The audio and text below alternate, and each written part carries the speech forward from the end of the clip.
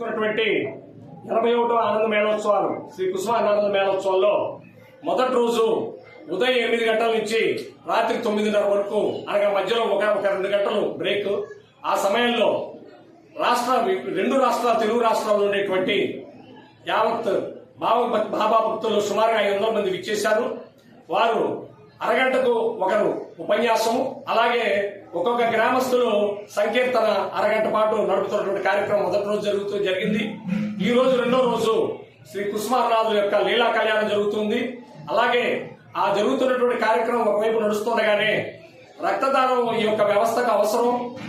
వారి యొక్క జీవితాలని, అనారోగ్యంగా ఉన్నటువంటి వారి యొక్క జీవితాలని సరైనటువంటి ఆరోగ్య దశకు రావాలి అంటే రక్తదానం యొక్క ఆవశ్యకతను గమనించి మా ఈ శ్రీ కుసుమానాథ ప్రచార సంస్థ వారు రక్తదాన శిబిరం కూడా మా యొక్క పొదిలి కుసుమహరనాథ భక్త బృందం తరఫున నిర్వహిస్తూ ఉన్నారు.